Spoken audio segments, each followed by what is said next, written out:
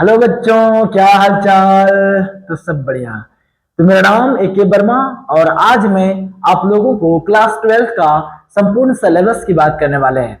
तो वीडियो में आप लोग कंटिन्यू बने रहिएगा, वीडियो को लाइक करिएगा, शेयर करिएगा और चैनल पे यदि आप नए हैं तो चैनल को सब्सक्राइब जरूर करिएगा। Thank you. तो बच्चों, बोलते हैं ना, परों को खोल जमाना उड़ान देखता है, कि परों को खोल जमाना उड़ान देखता है, जमीन पे बैठ के क्या आसमान देखता है। तो इसी के साथ आज मैं आप लोगों को क्लास 12 का रणनीति बताने वाले हैं कि इस रणनीति में आप क्लास 12 में कैसे टॉप करोगे, कैसे नंबर 1 रैंक में अपना जगह बनाओगे। बच्चों, कोई भी युद्ध को जीतने के लिए एक बहुत बड़ा रणनीति तैयार करना पड़ता है।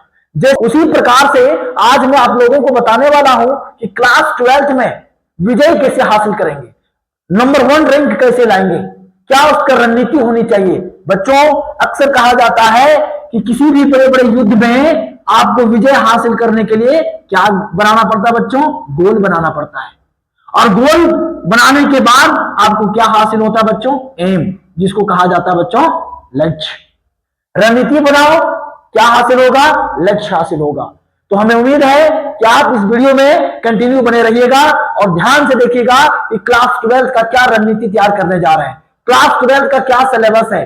पूरे एनसीईआरटी का सिलेबस आपको संपूर्ण इसमें विवरण से बताने वाले हैं। तो वीडियो में अंत तक बने रहिएगा। चलिए स्टार्ट करते हैं।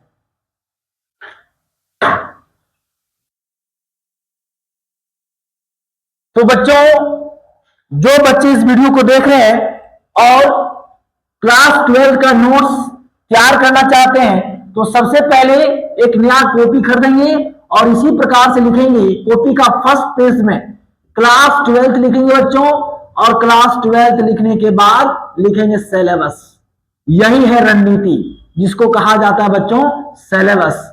क्लास 12 का सिलेबस जानेंगे, इसके बाद इसी के माध्यम से एक एक करके जितने भी सारे बाहुबली हैं, जितने भी सारे चैप्टर महाबली हैं, उन सारे को धरातल पर उतारने का काम करेंगे। चलिए स्टार्ट करते हैं। सबसे पहले एक साइड लिखेंगे बच्चों यूनिट, एक साइड लिखेंगे बच्चों यूनिट, दूसरा साइड लिखेंगे बच्चों नेम, और तीसरा साइड लिखेंगे बच्चों मार्क्स। कौन सा यूनिट का नाम क्या है और वो उस यूनिट में कितने मार्क्स के क्वेश्चन पूछे जाते हैं। तो सबसे पहले यूनिट नंबर 1 में बच्चों, यूनिट नंबर 1 उसका नाम है बच्चों, उसका नाम है इलेक्ट्रोस्टैटिक्स। और इलेक्ट्रोस्टैटिक्स से टोटल 8 मार्क्स का क्वेश्चन पूछे जाते हैं बच्चों। नेक्स्ट है यूनिट 2, जिसका नाम है बच्चों करंट एंड इलेक्ट्रिसिटी। टोटल यहां से 7 मार्क्स का क्वेश्चन पूछा जाता है। नेक्स्ट है बच्चों यूनिट 3, जिसका नाम है बच्चों मैग्नेटिक इफेक्ट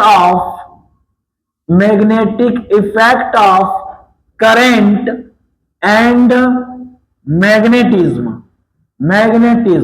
टोटल यहां से 8 मार्क्स का क्वेश्चन पूछे जाते हैं। नेक्स्ट है बच्चों 4 में, जिसका नाम है बच्चों electromagnetic induction and alternating current. Total यहां से 8 मार्क्स का क्वेश्चन पूछे जाते हैं। नेक्स्ट है बच्चों 5th नंबर में, जिसका नाम है बच्चों इलेक्ट्रोमैग्नेटिक वेव्स, जो 3 मार्क्स का क्वेश्चन यहां से पूछे जाते हैं। नेक्स्ट है बच्चों जिसको कहा जाता है फिजिक्स का बैकबोन, जिसका नाम है बच्चों ऑप्टिक्स। टोटल यहां से 30 और वो बोला जाए 100% में, तो 30% का क्वेश्चन तो यही से बन जाता है। पूरे 70 मार्क्स में से लगभग 30 मार्क्स का क्वेश्चन तो यही से बन जाता है, इसीलिए बोला जाता है ऑप्टिक्स को बैकबोन फिजिक्स का।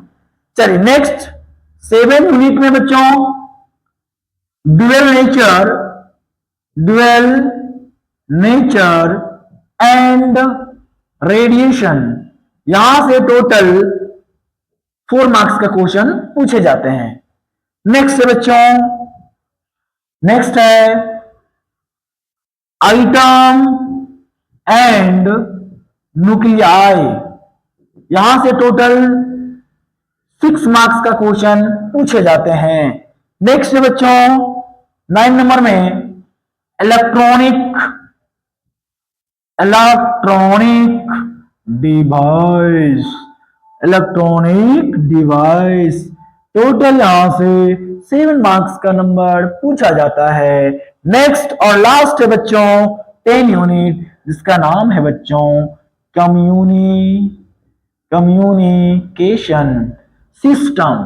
यहां से टोटल 5 मार्क्स का क्वेश्चन पूछे जाते हैं। इन सारे मार्क्स को आप ऐड करेंगे तो टोटल मार्क्स हो जाएगा बच्चों 70 मार्क्स। कितना हो जाएगा? 70 मार्क्स।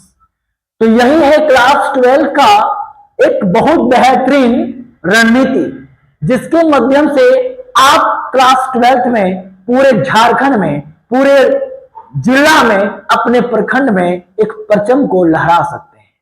अब ये हो गया बाहुबलियों का नाम। इन सारे बाहुबलियों में से सबसे ताकतवर कौन है, उसको सबसे पहले हम लोग धाराशाही पे गिराने का काम करेंगे। बच्चों सबसे पहला यूनिट की अगर बात किया जाए तो ये हो गया आपका इलेक्ट्रोस्टैटिक्स, जो टोटल यहां से 8 मार्क्स का क्वेश्चन पूछे जाते हैं। तो हम लोग क्या करेंगे, सबसे पहले यूनिट नंबर 1 को फिनिश करेंगे, मुट्ठी में कैद करेंगे। इसके बाद यूनिट नंबर 2 है बच्चों, जिसका नाम है magnetic effect of unit number 2 है बच्चों करंट एंड इलेक्ट्रिसिटी, जो टोटल यहां से 7 मार्क्स का क्वेश्चन पूछे जाते हैं, है ना। इसके बाद में बच्चों यूनिट नंबर 3, जिसका नाम है बच्चों magnetic effect of current and magnetism. इन तीनों चैप्टर को सीरियल बाय हम लोग फिनिश करने का काम करेंगे। सर ऐसा क्यों? हम लोग एक करके एक छोड़ के तो पढ़ सकते थे। तो मेरे प्यारे साथियों, आज मैं आप लोगों को बता रहा हूं कि जो पहला चैप्टर होगा उसी से रिलेट करेगा दूसरा, यानी पहला यूनिट दूसरे यूनिट से मिलता जुलता होगा, बाकी इन दोनों यूनिट से तीसरा यूनिट मिलता जुलता है। मतलब इसमें इलेक्ट्रोस्टैटिक्स में हम लोग इलेक्ट्रिक चार्ज एंड फील्ड के बारे में पढ़ेंगे बच्चों, जिसका नोटेशन यहाँ पे वेक्टर ई होगा।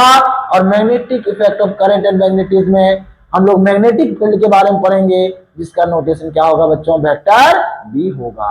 बस इतना ही अंतर है, बस नोटेशन का ही अंतर है। बाकी इलेक्ट्रोस्टैटिक्स में सपोज में 10 डेरिवेशन कराया तो मैग्नेटिक इफेक्ट ऑफ करंट में भी कितना डेरिवेशन होगा, 10 डेरिवेशन होगा। तीनों चैप्टर जो है वो लगभग एक दूसरे से क्या करता है बच्चों, संबंध रखता है, एक दूसरे से रिलेट करता है। इसीलिए हम लोग इन तीनों चैप्टर को सबसे पहले बारीकी से फिनिश करेंगे।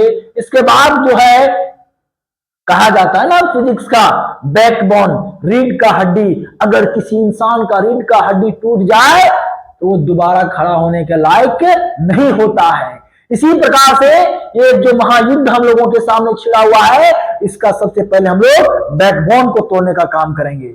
इन तीनों चैप्टर फिनिश करने के बाद हम लोग सीधा कहां पे आ जाएंगे बच्चों, ऑप्टिक्स में आ जाएंगे। अगर ऑप्टिक्स को हम लोग मरोड़ लिए हैं, उसको हम लोग तोड़ दिए हैं, तो पूरा फिजिक्स हम लोगों का मुट्ठी में आ जाएगी, बाहों में दम चलेंगे उसको हम लोग। तो बात समझ में आई? ये तीनों चैप्टर फिनिश करने के बाद हम लोग सीधा आएंगे बच्चों ऑप्टिक्स में। ऑप्टिक्स खत्म करने के बाद सीधा आएंगे यूनिट नंबर 4, जिसका नाम है बच्चों electromagnetic induction and alternating current. इसके बाद जो बचा हुआ है 7 मार्क्स का चैप्टर यूनिट है यहाँ पे, जिसका नाम है बच्चों इलेक्ट्रॉनिक डिवाइस, जो टोटल 7 मार्क्स क्वेश्चन पूछा जाता है। इसके बाद जो भी बचेगा सब लोग है चेला। कौन है बच्चों? चेला, जिसको आप यूं ही इसको कैद कर सकते हैं। ये सारे महामहिम लोग सब जब कैद हो जाएंगे, धरातल पर उतरने का काम करेंगे। इसके बाद जो भी चैप्टर बचेगा छोटा छोटा, उसको हम लोग एक मुट्ठी में क्या कर लेंगे, कैद कर लेंगे। तो जो भी बच्चे हैं क्लास 12 का 11 से 12 में जो बच्चे जाने वाले हैं उन सारे बच्चों के लिए ये वीडियो कतई महत्वपूर्ण होगा, क्योंकि पूरे क्लास 12 का सिलेबस आप लोगों के समक्ष में उठा के रख दिया हूं और कैसे कैसे कौन कौन सा चैप्टर हम लोग पढ़ने का काम करेंगे वो सारा चीज आप लोग यहाँ देख पा रहे होंगे। तो जो बच्चे इस वीडियो को देख रहे हैं, चैनल पे यदि आप नए हैं तो चैनल को सब्सक्राइब करिएगा, क्योंकि कल या परसों से, क्योंकि कल बताऊंगा मैं फिजिक्स क्या है, फिजिक्स का सबसे पहले खोज किसने किया, फिजिक्स को कितने भागों में बांटा गया, what is the language of physics, physics का भाषा क्या है। तो भैया उन सारे चीजों को बताने के बाद मैं सीधा उतरूंगा इलेक्ट्रोस्टैटिक्स का लेक्चर नंबर 1 में कि आखिरकार इलेक्ट्रोस्टैटिक्स है क्या, इलेक्ट्रोस्टैटिक्स किसे कहते हैं, इलेक्ट्रिक चार्ज किसे कहते हैं, टाइप्स ऑफ इलेक्ट्रिक चार्ज, इन सारे चीजों पे मैं चर्चा करूंगा। तब तक के लिए आप लोग वीडियो में कंटिन्यू बने रहिएगा, चैनल को सब्सक्राइब जरूर करिएगा। Thank you.